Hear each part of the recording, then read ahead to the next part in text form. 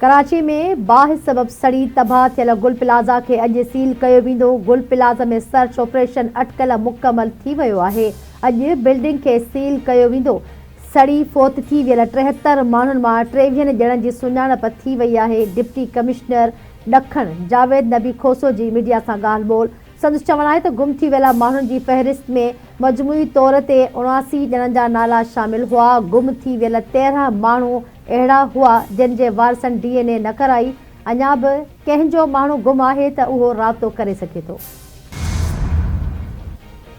Cricket team T20 world कप में शिरकत कंदी या न, फ़ैसिलो अॼु थींदो। PCB चेयरमैन मोहसिन नक़वी चयो आहे त T20 वर्ल्ड कप में टीम मोकिलण जो फ़ैसिलो अॼु वज़ीर आज़म सां सलाह मशवरे खां पोइ थींदो। हुकूमत जेको फ़ैसिलो कंदी उन ते अमल कयो वेंदो। PCB ICC जे ॿिटे मयार खे रद्द करे थो। पाकिस्तान क्रिकेट जे सुनहरी उसूलनि खे नज़र में रखंदे बांग्लादेश जी हिमायत कई।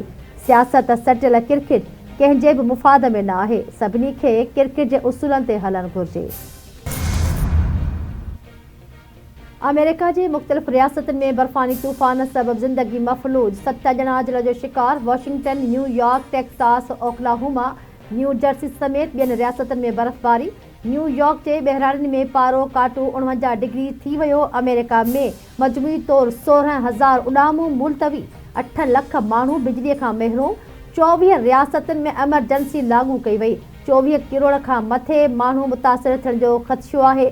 वॉशिंगटन ऐं भरपासे में 6 खां 10 इंच बर्फ़बारी जी अॻ कथी कई वई आहे। अॼु खां ऑफ़िसूं बंदि रखण ऐं स्कूलनि में ऑनलाइन क्लासनि जो फ़ैसिलो कयो वियो। न्यूयॉर्क जे गवर्नर कैथी ऐं मेयर ज़हरान ममदानी जी प्रेस ब्रीफिंग। अमलदारनि मूजिबि न्यूयॉर्क जे वाटर टाउन में पारो काटू 34 ऐं कोपनहेगन में काटू 49 डिग्री रिकॉर्ड कयो वियो आहे।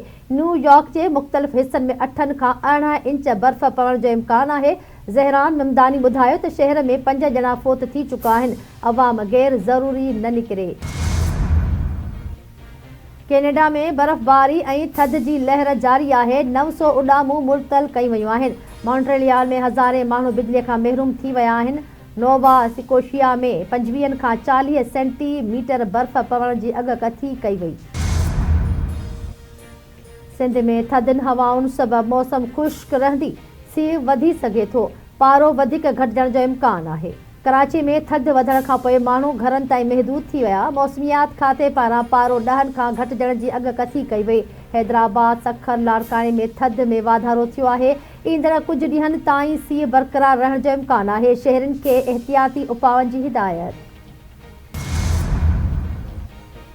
ऐं ओलह हवाउनि जो सिस्टम मुल्क में दाख़िल थी वियो। क्वेटा ऐं भरपासे में हल्की बर्फ़बारी थी आहे।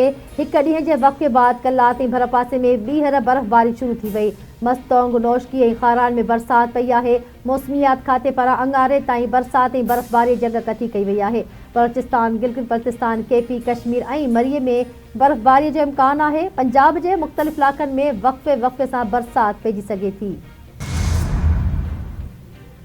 स्पेशल इन्वेस्टिगेशन यूनिट ऐं सिंध रेंजर्स जी कराची जे इलाइक़े गार्डन में कार्रवाई। 2 भत्ता खोर मारिजी विया। मारिजी वियल जाबदारनि जी सुञाणप हसन उर्फ़ बेलशाह ऐं तनवीर उर्फ़ तितर जे नाले सां थी आहे। रेंजर्स तर्जमान जो चवणु आहे त मारिजी वियल ॿिन्ही जाबदारनि जो तालुक़ जमील छांगा ऐं ज़ाहिदा लाला ग्रुप सां आहे। मारिजी वियल जाबदार सोल्जर बाज़ार ऐं जमशेद टाउन में भत्ताखोरी में मुलविस हुआ।